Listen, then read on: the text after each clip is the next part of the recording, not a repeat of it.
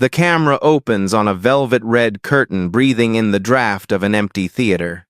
A single spotlight falls like moonlight on dust, and in that pale circle she appears, not in flesh but in memory. Vivien Leigh, the faultless face that became Scarlett O'Hara. Once, the world learned stubbornness from the way she lifted her chin and said she would think about it tomorrow. But behind those emerald eyes there was a weather only she could feel. A private storm the applause could not quiet.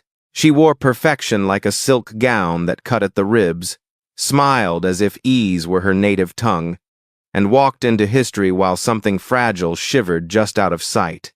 Letters folded in a drawer, a marriage gilded then cracking, cameras begging for more when her spirit asked for less. She played desire so truthfully that it burned her from the inside.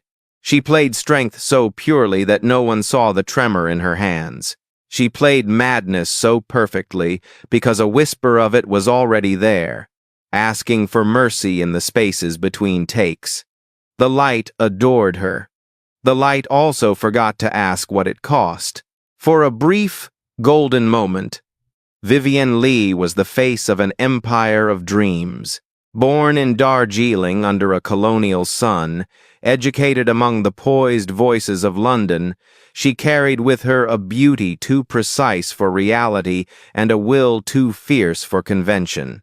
When Gone with the Wind swept across the world in 1939, it was not just a film, it was a coronation. Critics bowed, audiences wept. The world believed that no actress could ever again match the fire in her eyes or the poise in her despair. Behind her, Laurence Olivier, Britain's most celebrated actor, watched his muse become a goddess. Together, they were the perfect couple. Art's aristocracy, sculpted from talent and desire. Yet, as the camera adored her, something else began to unfold. The perfection she gave on screen demanded payment off it. The studio system didn't care for exhaustion or sleepless nights. It needed Scarlett every day, and Vivien obliged even when her mind began to slip from its rails. In an era that called fragility a flaw, she was told to smile, rehearse, and rise again. But the applause that once fed her began to echo differently, like the sound of distance. Let's step behind the spotlight to the woman who played Scarlett O'Hara and never truly came back. Before the world called her Scarlett, she was Vivian Mary Hartley, a child of distant hills and British schooling, dreaming of stages larger than her small, ordered world. She learned early how to command silence, a look, a tilt of the chin, a pause that felt like eternity. When she stepped onto the London stage in the mid-1930 seconds, audiences felt it immediately something luminous, impossible to define. Then came Laurence Olivier, handsome, mercurial, already a rising god of theater. Together, they became art's perfect symmetry, his thunder, her light. He called her the greatest actress alive, and for a while, the world agreed. When David O.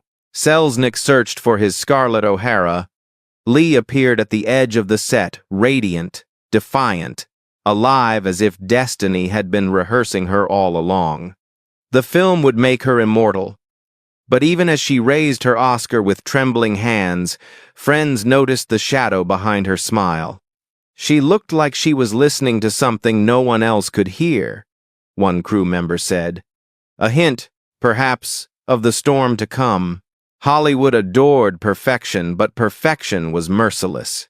Between takes, Vivien drifted between brilliance and exhaustion. Doctors whispered about nerves, but the truth was deeper. Bipolar disorder, unnamed and untreated. When her moods rose, she burned with creativity, laughter, and impossible speed. When they fell, she disappeared into days of silence.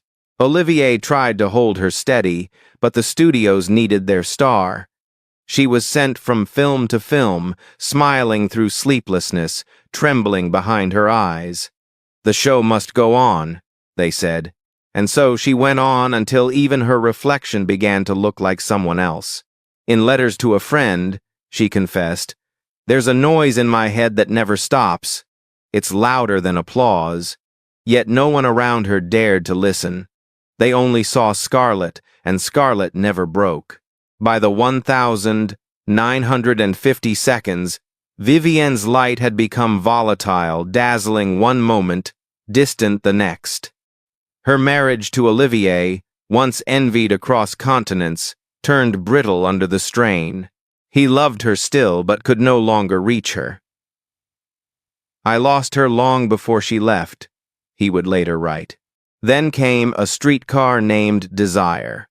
As Blanche Dubois, she embodied fragility so raw that the line between performance and confession vanished.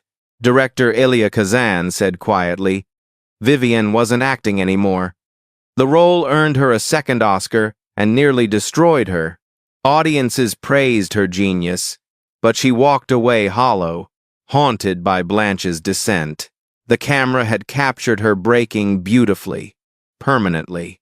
The years that followed were quieter, smaller.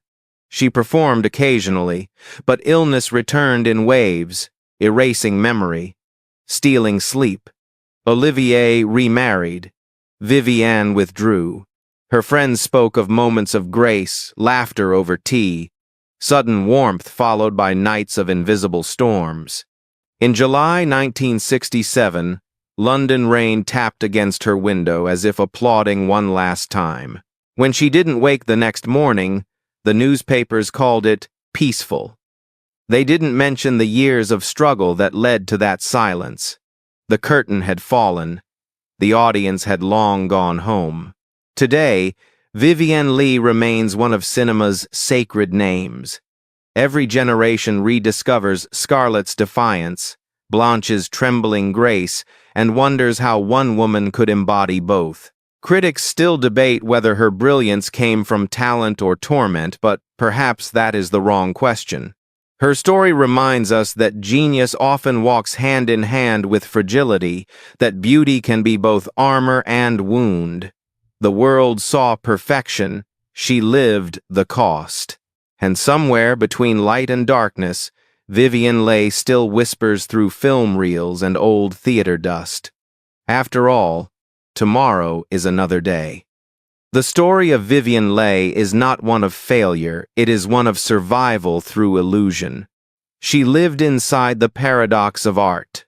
To show truth, she had to lose pieces of herself. For the world, she remained the unbreakable Scarlett O'Hara, the woman who outlasted war, heartbreak, and time itself. But in private, she was a fragile soul fighting a battle no one could see. Her life forces us to ask what fame really offers. Is it light, or simply a brighter way to burn? The stage adored her. The screen immortalized her.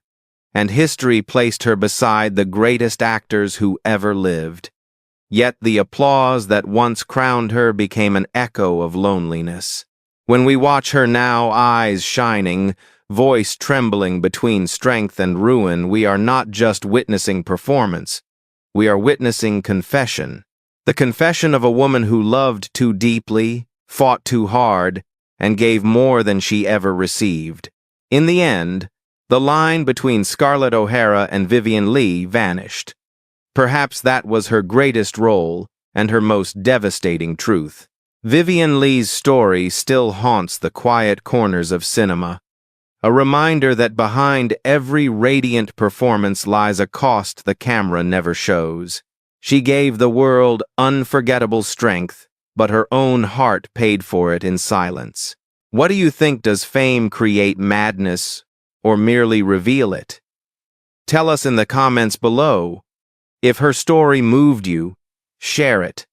Let her name echo once more under the light she both loved and feared, because every star that shines leaves a shadow behind.